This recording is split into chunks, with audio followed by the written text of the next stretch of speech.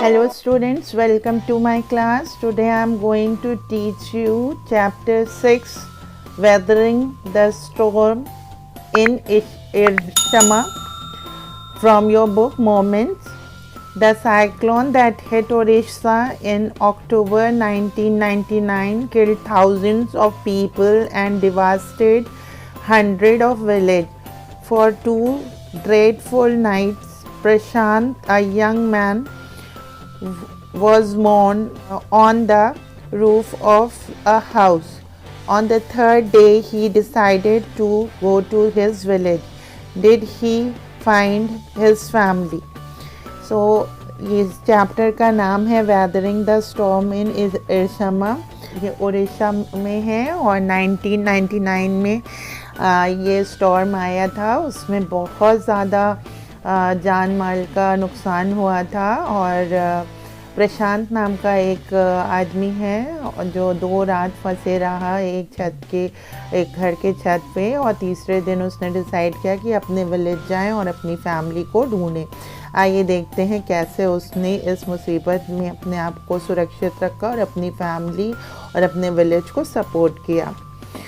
On 27th October 1999, 7 years after his mother's death, Prashant had gone to the block headquarters of Irshama, a small town in coastal Orissa, some 18 kilometers from his village. 27 अक्टूबर 1999, 7 साल बाद अपनी mother की death के बाद प्रशांत गया था block headquarter इरशमा में। वो एक छोटा सा टाउन है और कोस्टल उड़ीसा में है। कोस्टल एरिया उसे कहते हैं जो समुद्री तट से जुड़े होते हैं। सम 18 किलोमीटर 18 किलोमीटर अपने गांव से दूर वो गया था। To spend the day with a friend. और क्यों गया था? वो अपने दोस्त के साथ कुछ दिन बिताने चाहता था। In the evening a dark and menacing storm quickly gathered. अचानक से शाम के टाइम में क्या हुआ, एकदम अचानक से तूफ़ान और आंधी, मतलब तूफ़ान आया, बहुत अंधेरा काला बादल आया और उसमें बहुत तेज़ तूफ़ान आया। Winds beat against the houses and a speed and fury that Prashant had never witnessed before. अब क्या हो गया, एक तो जो बहुत ही डेंजरस स्टॉर्म आया, बहुत अंधेरे बादलों के साथ, और विंड्स इतनी तेज़ चल रही थी, हवाएं इतनी तेज़ चल रही थी और इतना डेडली था, इतना डरावना था वो सब कि प्रशांत ने अपनी लाइफ में पहले ऐसा कुछ भी नहीं देखा था। Heavy and incessant rain filled the darkness. Ancient trees were uprooted and crashed to the earth. Heavy and incessant rainfall filled the darkness. उसके साथ बहुत तेज अनप्लीजेंट रेनफॉल भी शुरू हो गई और जितने पुरानी ट्रीज थी जिन्हें सोचा जाता है कि इनकी जड़ें बहुत मजबूत हैं, इन्हें कोई नहीं उखाड़ सकता, उन पेड़ों को भी इस तूफान ने उखाड़ कर ज़मीन पर पटक दिया था, ज़मीन पर फेंक दिया था। Scream rent the air as people and houses were swiftly washed away. चिल्ला रहे थे लोगों की चिल्लाहट चारों तरफ गूंज रही थी, क्योंकि हवा के साथ और पानी के साथ वो लोगों को बहाए लिए जा रही थी, वो घर और इंसान सबको बहाए लिए जा रही थी। The angry water swirled into his friend's house neck deep. जो पानी का गुस्से वाला पानी जो है, पानी में इतना आवेग था, मतलब इतना गुस्सा था कि वो जो घर है वो घर के अंदर गले तक पानी भर गया था। The building was of brick and motor and was strong enough to survive the devastation of the wind velocity of 350. Narrator बता रहे हैं कि जो प्रशांत के फ्रेंड का घर है वो काफ़ी मजबूत है और वो इस वेलोसिटी को झेल पा रहा है क्योंकि वो सीमेंट और लाइम स्टोन से बना हुआ है, मिट्टी का नहीं है, तो इसलिए वो इस मुसीबत को झेल पा रहा है। वो खड़ा है, वो गिर नहीं रहा है, लेकिन पानी भर गया है, घर के अंदर पूरा पानी भर गया। But the cold terror of the family grew with the crashing of tree that had got uprooted and fallen on their house। और लोग घर वाले इसलिए डर रहे थे कि एक पेड़ उखड़ कर उनके घर की छत के मतलब घर पे गिर गया है। Some time in the middle of the night damaging its roof and wall. कभी ऐसा महसूस होता था कहीं मतलब उनकी छत गिर ना जाए, पेड़ के गिरने से उनकी छत गिर ना जाए और उनका घर भी ना गिर जाए। The craze destruction wrought by the cyclone and the surge of the ocean continued for the next 36 hours। 36 hours तक ये जो साइक्लोनिक स्टॉर्म था चलता रहा। और जो व्रोट होता है, व्रोट का मतलब होता है बीटन आउट और सेव्ड बाय हार्मिंग। तो हैमरिंग जो होता है मतलब झंझावात जिसको कहते हैं, डिस्ट्रक्शंस था, ये जो है काफ़ी मतलब चीज़ों का नुकसान हो रहा था। द क्रेज़ी डिस्ट्रक्शन, ये क्रेज़ी डिस्ट्रक्शन था, नेचर का एक विकराल रूप था। और सर्च का मतलब होता है a sudden powerful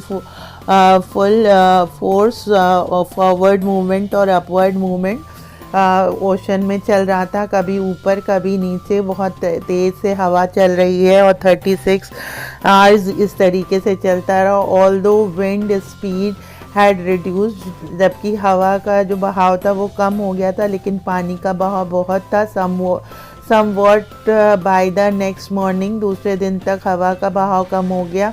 to escape the water rising in the house, Prashant and his friends family had taken refuge on the roof. अब घर के अंदर तो गले तक पानी पानी है, तो वो लोग क्या करते, तो इसलिए अपने आप को बचाने के लिए वो लोग घर के छत पे चले गए। Prashant will never forget the shock he experience at his first glimpse of the devastation wrought by the super cyclone in the grey light of the early morning। और प्रशांत ये साइट कभी भी नहीं भूल सकता, ये एक्सपीरियंस कभी भी नहीं भूल सकता। ये डिवास्टेशन, ये जो तहस नहस किया था साइक्लोन ने, और वो ग्रे क्योंकि सूरज नहीं निकल पा रहा था, पूरा बादल घिरा है चारों तरफ, तो जो सनलाइट है वो हल्की हल्की सी दिख रही, तो ग्रे कलर के बादल दिख रहे हैं। मॉर्निंग टाइम में जब उसने देखा चारों तरफ क्या है, सिर्फ पानी ही पानी है। A raging deadly brown sheet of water covered everything as far as the eyes could see. Only fractured cement houses still stood in a few places. जो भी दिखा उसे सब रैगिंग, गुस्से में, जैसे कितना गुस्सा है, डेडली, और एकदम मतलब मौत का तांडव चल रहा था। ब्राउन शीट ऑफ वाटर, पानी जो है भूरे रंग का पानी, चारों तरफ पानी ही पानी, और टूटे फूटे घर, यही चारों तरफ दिखाई पड़ रहा था। बोल्टेड एनिमल्स, कार्केसेस, बोल्टेड एनिमल्स मतलब जानवरों के शरीर जो है पानी में ये करके फूल गए थे, सड़ रहे थे, जैसे फूल गए थे, पफ्ड हो गए थे। And human corpses floating in every direction, जानवरों की डेड बॉडी और इंसानों की डेड बॉडी पानी में तैर रही थी। कितना भयानक दृश्य था। All round even huge old trees had fallen, बहुत बड़े बड़े पुराने पेड़ भी गिर गए थे। Two coconut trees had fallen on the roof of their houses, दो कोकोनट मतलब नारियल के पेड़ इनके घर के छत की तरफ भी झुक गए थे, गिर गए थे। दिस वॉज अ ब्लेसिंग, वो एक ब्लेसिंग साबित हुए। ब्लेसिंग कैसे साबित हुए, क्योंकि वो टेंडर थे, वो बहुत नरम थे और उन्हें खोलकर क्या किया जा सकता था, पानी पिया जा सकता था। from the tree kept the trapped family from starving in the several days that flood। और जितने भी दिन वो लोग वहाँ पे रहे तब तक वो नारियल का पेड़ और नारियल के फल से जिंदा रह सके, क्योंकि ना ही खाने के लिए कुछ था ना ही पीने के लिए कुछ था, तो वो पानी ही इनके जीने का सहारा था। For the next 2 days Prashant sat huddled with his friends family in the open on the top roof। अब जो है जो प्रशांत है वो क्राउडेड, थोड़े से तो लोग नहीं थे, पूरी फ्रेंड की फैमिली थी और प्रशांत खुद भी था, तो काफ़ी लोग वहाँ थे, झुंड बना के बैठे हुए थे। 2-3 दिन वो वहाँ पे बैठा रहा। They froze in the cold and incessant rain। The rain water washed away Prashant tear। अब रो रो कर प्रशांत के आंसू भी बह चुके थे सारे।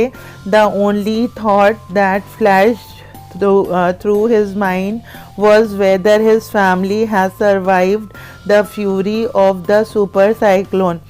Was he to be bereaved once again। एक तो माँ को पहले ही खो चुका था 8 साल पहले, और फिर से वो कहीं अपनी फैमिली को ना खो दे, यही दिमाग में उसके बार बार आता था। क्या उसकी फैमिली सेफ़ है? आंसू उसके सूख चुके थे, धुल चुके थे, लेकिन उसके दिमाग में यही डर था कि मेरी फैमिली बची हुई है, सेव है कि नहीं सेव है, कि मैं एक बार फिर अनाथ हो जाऊंगा। 2 days later which seems to Prashant like 2 years। 2 दिन प्रशांत के लिए 2 साल के लगभग लग रहे थे। The rain ceased and the rain water slowly began to recede। अब रेन बंद हो गई थी, मतलब कम हो गई थी, जो बारिश है वो कम हो गई थी और पानी का लेवल भी धीरे धीरे कम हो रहा था। Prashant was determined to seek out his family without further delay. Prashant ने अपना दिमाग सेट कर लिया था कि अब मुझे निकलना है और अपनी फैमिली को ढूंढना है। But the situation was still dangerous. जो सिचुएशन थी अभी भी बहुत डेंजरस थी। And his friends family pleaded with Prashant to stay back a little while longer. Prashant के फ्रेंड की जो फैमिली थी उन्होंने हाथ जोड़कर रिक्वेस्ट किया प्रशांत से कि तुम मत जाओ, कुछ दिन और रह लो, जब पानी और कम हो जाएगा तब जाना। But Prashant knew he had to go. लेकिन प्रशांत को पता था कि उसे जाना ही है। He equipped himself with a long sturdy stick and then started on his 18-kilometer expedition back to his village through the Solin flood water। उसने अपने आप को इक्विप्ड किया, चीज़ें ली, और उसमें सबसे इम्पोर्टेंट चीज़ थी एक लंबा सा मजबूत सा डंडा, और उस डंडे को लेकर वो 18 किलोमीटर का एक्सपेडिशन तय करने के लिए तैयार हुआ और उस उफनते पानी में वो उतर गया, चल पड़ा। It was a journey he would never forget. और ये ऐसी जर्नी थी कि वो इसे कभी भी भूल नहीं सकता था। He constantly had to use his stick to locate the road. उसे बार बार स्टिक का यूज़ करना पड़ता था ये पता करने के लिए कि कहाँ पर सड़क है और कहाँ पर सड़क नहीं है। To determine where the water was most shallow. ये पता करने के लिए कि पानी कहाँ सबसे ज़्यादा कम है, जो डंडा वहाँ पे रखता था तो पता चलता था, तो फिर वो पैर रखता था। At places it was waist deep, कहीं कमर जितना गहरा होता था। एंड प्रोग्रेस वॉज स्लो, और जब कमर जितने पानी आ जाता था तो पैरों से चलने में, पानी के अंदर चलने में वैसे भी ताकत आधी हो जाती है, तो वहाँ पर स्पीड कम हो जाती थी। At several points he lost the road, कहीं कहीं तो रोड ही लॉस्ट हो जाती थी। And he had to swim, और फिर उसे तैरना पड़ता था। प्रशांत को इसका मतलब तैरने आता था। After some distance he was relieved to find 2 friends of his uncle who were also returning to their village।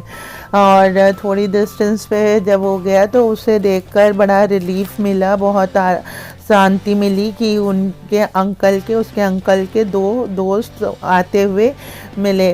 तो वो काफ़ी संतुष्ट हुआ कि हाँ चलो हमें कोई अपना मिला। They decided to move ahead together, फिर उन्होंने वहाँ से डिसाइड किया कि अब हम साथ ही में चलेंगे। As they waded through the water the scenes they witnessed grew more and more macabre. Means जो दृश्य थे वो और ज़्यादा बहुत ही कॉजिंग फियर ऑफ डेथ, मतलब और ज़्यादा देख के, जैसे डेड बॉडीज़ हैं, जानवरों की डेड बॉडी है, इंसान की डेड बॉडी है, उनके बगल से उनको हाथ लगाते हुए उनको हटाते हुए जाना पड़ा था। तो वो बहुत ही दर्दनाक था और मौत का डर, मौत का तांडव उनके सर पे चल रहा था। They had to push away many human bodies, man, women, children and carcasses of dog, goat and cattle that the current swept against them as they moved ahead. As I have told you कि उन्हें ये सारे dead bodies को हटा कर चलना पड़ रहा था, क्योंकि पूरे रास्ते में लाशें बिछी पड़ी थी, चाहे वो जानवर की हों चाहे वो इंसान की हों। In every village that they passed, they could barely see a house standing. जिस भी गांव से वो निकल रहे थे उन्हें कहीं पे भी मुश्किल से कोई एक आधा घर दिख रहा था जो खड़ा था, वरना सारे घर बह गए थे। प्रशांत now wept out loud and long. प्रशांत को बहुत तेज रुलाई आई और काफ़ी देर तक रोता रहा। He was sure that his family could not have survived this catastrophe. तो जो है प्रशांत को लगा कि मेरी फैमिली जो है इस डिज़ास्टर को, कैटस्ट्रोफर का मतलब होता है डिज़ास्टर। सो प्रशांत को लगा कि मेरी फैमिली इतनी भयंकर विपदा को शायद झेल नहीं पाई होगी और ख़त्म हो गई होगी। इवेंचुअली प्रशांत रीच्ड हिज विलेज कालीकुंडा, कालीकुंडा उसके विलेज का नाम है, वहाँ पहुँच जाता है। हिज हार्ट वेंट कोल्ड, उसका हार्ट बिल्कुल ठंडा हो जाता है। क्यों ठंडा हो जाता है ये देखते हैं। Where their home once stood there were only remnant of its roof, जहाँ उनका घर खड़ा होता था वहाँ पर उनकी सिर्फ गिरी हुई छत थी। Some of their belongings were caught mingled with twisted in the branch of the trees just visible above the dark water। और कुछ चीज़ें पेड़ों में उलझी सी बर्तन और ये सारी चीज़ें दिख रही थी पानी के अंदर। Young Prashant decided to go to the Red Cross shelter to look after his family. और वो देखने के बाद प्रशांत ने डिसाइड किया कि वो रेड क्रॉस शेल्टर जाएगा, जहाँ पर लोगों की मदद की गई है, जहाँ पे लोगों को रखा गया है, वहाँ पे देखेगा कि उसकी फैमिली में कौन कौन बचा है, कौन सेफ है। Among the first person he saw in the crowd was his maternal grandmother। सबसे पहले उसको कौन दिखा उतने भीड़ में? अपनी नानी दिखी। maternal grandmother का मतलब होता है नानी। सबसे पहले उसको अपनी नानी दिखी। weak with hunger, वो बहुत कमज़ोर हो गई थी भूख के मारे। she rushed to him, वो दौड़ी इसके तरफ। her hands outstretched, her eyes beaming, आँखों में उनके चमक आ गई थी, हाथ फैलाए हुए दौड़ी उसको गले लगाने के लिए। इट वॉज अ मिरेकल, उन लोगों के लिए चमत्कार था। They had long given him up for dead, और वो लोग सोच रहे थे कि प्रशांत मर चुका है। Quickly word spread and his extended family gathered around him and hugged him tight in relief। बहुत तेज़ी से ये खबर पूरे उसमें फैल गई कि प्रशांत वापस आ गया है, तो सारे फैमिली के लोग आ गए और सभी ने उसे गले लगाया और सब ने शांति की सांस ली, सुकून की सांस ली। Prashant anxiously scanned the mortally battered group। Prashant ने क्या किया, जो डिस्परेट, मोटली का मतलब होता है डिस्परेट, बैटर्ड स्कैटर्ड ग्रुप, जितने भी स्कैटर्ड इधर उधर थे उनको एक ग्रुप में एकजुट किया.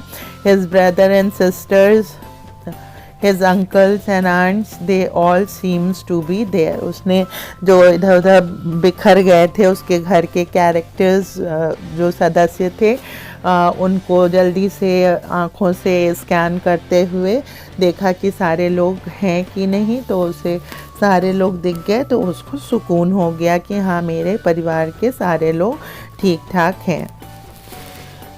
By the next morning, as he took in the desperate situation in the shelter, he decided to get a grip over himself. और जो सिचुएशन उसने देखी 18 किलोमीटर चल के आने बाद या अपने फ्रेंड के यहाँ, तो उसने सोचा कि अब मुझे कुछ करना चाहिए. He sensed a deathly grief is settling upon the 2,500 strong crowd in the shelter. Means वहाँ पे रेड क्रॉस में 2,500 लोग रह रहे थे.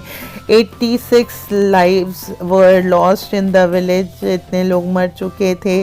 All the 96 houses had been washed. 96 घर बह चुके थे. It was their 4th day at the shelter. Red cross में उनका 4था दिन था. So far they had survived on green coconut. अभी तक सिर्फ ग्रीन कोकोनट का पानी पी पी के वो लोग जिंदा थे. But there were too few to go around such a tumult of people.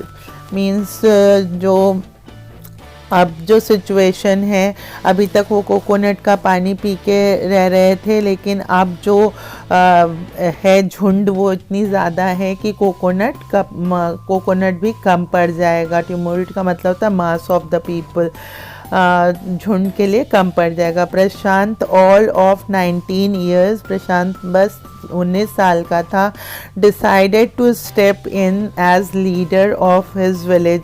उसने सोचा कि क्यों ना मैं अपने गांव का मुखिया बनकर, लीडर बनकर, नेता बनकर कुछ करूं. If no one else did, कोई और नहीं कर रहा है तो मैं क्यों ना करूं. He organise a group of youth. उसने यंगस्टर्स का एक ग्रुप बनाया और एल्डरली, बड़े बुजुर्गों का एक ग्रुप बनाया. He jointly pressurise the merchant once again to part with his rice. और जैसा कि इस बार राइस सब डूब चुकी थी तो उन्होंने मर्चेंट से रिक्वेस्ट की कि जो राइस है, चावल है, उन्हें दिया जाए. This time the delegation succeeded and return triumphantly. और ये लोग जीत गए, मर्चेंट मान गए और ये लोग बहुत खुशी खुशी वापस आए. वेडिंग मतलब walking through the receding water, कम होते पानी को देखते हुए जब वहाँ से आ रहे थे. Water with flood for the entire shelter. No one cared that the rice was already rotting. Rotting मतलब सड़ रहे थे. Branches from fallen trees were gathering to light और रिल्यूटेंट. पेड़ों से जो पत्तियां गिर रही हैं वो बहुत भीगी हुई हैं और स्लो फायर ये हो रहा है. On which to cook the rice, वो जो राइस है उसे पकाने के लिए. तो ये उससे बहुत धुआं होता है और सारी चीज़ें प्रॉब्लम था. On which to cook the rice for the first time in 4 days.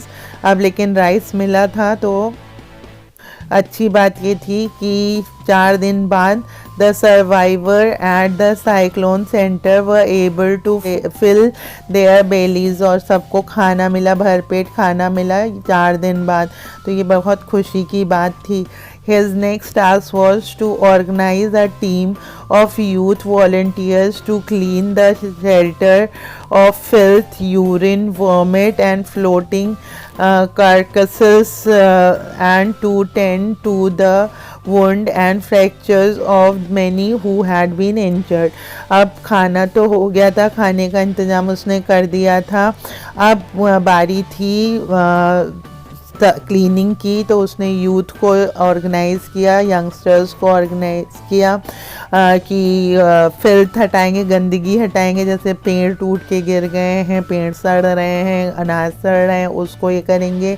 Urine और वॉमिटिंग और फ्लोटिंग डेड बॉडीज़ को हटाएंगे। और इन सब को हटाने के बाद जिनको चोट लगी है, जिनको फ्रैक्चर हुआ है, जिनको इंजरीज हुई हैं, उनको फर्स्ट एड दिया जाएगा, उनका ट्रीटमेंट किया जाएगा। On the 5th day a military helicopter flew over the shelter and dropped some food parcel.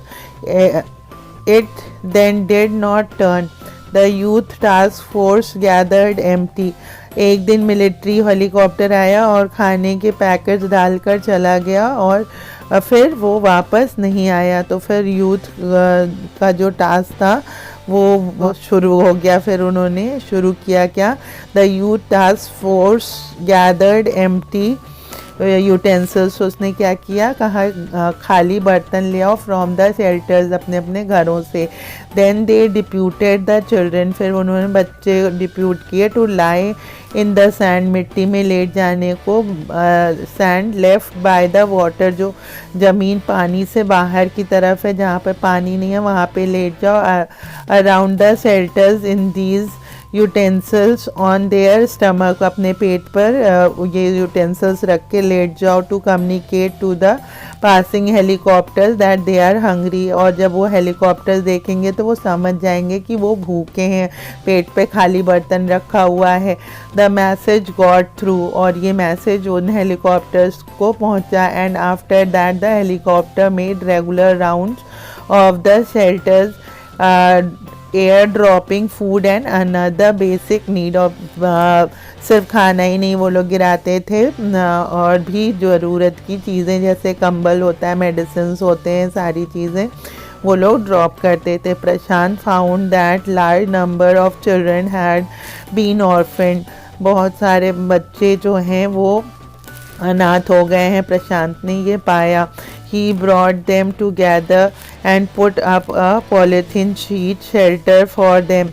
वो उनको एक जगह इकट्ठा कर लिया और उसने क्या किया, पॉलीथीन का शीट करके एक शेल्टर बना दिया।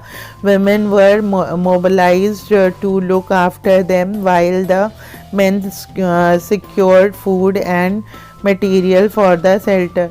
और औरतों को इन बच्चों की देख रेख में लगा दिया गया और आदमियों को खाना और मटेरियल्स लाने का काम करने या शेल्टर बनाने का काम करने की जिम्मेदारी दी गई। एज द वीक पास, जैसे जैसे सप्ताह बीतता गया, Prashant was quick to recognise that the women and the children were sinking deeper and deeper in their grief. जैसे जैसे वीक्स पास होते जा रहे थे, प्रशांत देख रहा था जो अनाथ बच्चे हैं और जो विधवा औरतें हैं वो अपने ग्रीफ में, दुख में दबते दबते चले जा रहे हैं, घुटन हो रही है उन्हें, उसमें घुटते ही जा रहे हैं। He persuaded the women to start working in the food for work programme started by an NGO। उसने क्या किया, और जितनी औरतें थी उनसे कहा कि आप उन NGO में जाकर खाना बनाने का काम करें। And for the children he organise sports event, और बच्चों के लिए उसने स्पोर्ट्स के गेम्स ऑर्गेनाइज करा दिए। He himself love to play cricket, उसे खुद भी क्रिकेट खेलना बहुत पसंद था। And so he organise cricket matches for children, फिर तो उसने बच्चों के लिए क्रिकेट मैचेस ऑर्गेनाइज कर दिए। प्रशांत engaged with other volunteers in helping the widows and the children to pick up the broken pieces of their life. और इस बीच प्रशांत इंगेज हो जाता था, जो विडो थे और जो ऑर्फन बच्चे थे, अनाथ बच्चे थे, उनकी ज़िंदगी को जोड़ने की कोशिश कर रहा था। The initial government plan was to set up institution for orphan and widow, जो गवर्नमेंट की तरफ से वो आया था, एडवाइस आई थी कि इनके लिए ऑर्फनेज और वो विडोज़ के लिए एक ऑर्फनेज मतलब इंस्टीट्यूट खोल दिया जाए जहां ये लोग रह सकें। However this step was successfully resisted as it was felt that in such institution children would grow up without love and widows would suffer from stigma of loneliness। प्रशांत ने कहा कि नहीं, बिल्कुल भी नहीं, हम अपने बच्चों और औरतों को वहाँ नहीं भेजेंगे क्योंकि वहाँ पर उनको अकेलापन और गम खा जाएगा, तो वो वहाँ नहीं जाएंगे। Prashant group believed orphan should be resettled in their own community itself. Prashant और उनका ग्रुप यही मानता था कि जो बच्चे हैं उनको उन्हीं के गांव में उन्हीं के लोगों के बीच में रहने देना चाहिए। Possibly in a new foster families made up for childless widows and children without adult care. ऐसी फैमिली बना दी जाए जहाँ पर माताएं हैं, माँ के पास बच्चे नहीं हैं और बच्चों के पास माँ नहीं है, तो ऐसी फैमिलीज़ बना दी जाए जो नई फैमिली हो और उसमें माँ भी खुश और बच्चा भी खुश, उनको जीने का सहारा भी मिल जाएगा। It is 6 months after the devastation of the super cyclone। ये छठा महीना था उस डिवास्टेशन के बाद जो सुपर साइक्लोन आया था। This time Prashant wounded spirit had healed simply because he had no time to bother about his own pain। अब प्रशांत को अपना दर्द दिखाई नहीं पड़ता था, अपने दर्द को वो याद भी नहीं कर पाता था। क्योंकि his handsome youthful face is what the widow and orphan children of his village seek out most of their darkest hour of grief। अब वो उसके चेहरे पे वो खुशी दिखती थी, वो यूथ मतलब यंग था और बहुत ही उसके चेहरे पे ग्लो दिखता था जब वो देखता था कि वो लोग सेटिस्फाई हैं, जो ऑर्फन हैं, जो ऑर्फन बच्चे हैं और विडोज़ हैं, वो सब खुश हैं, तो वो अपने आप ही खुश हो जाया करता था। उसके चेहरे से वो ग्रीफ चली जाती थी और उसके चेहरे पे खुशी की लहर दौड़ जाती थी। This story is written by Harsh Mander and this is a really wonderful true story, and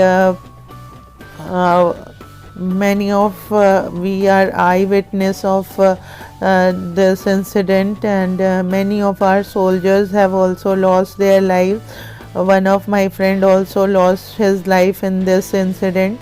So children, you should go through this chapter seriously so that you can understand each and every line, and if you have any problem you can write down in the comment box.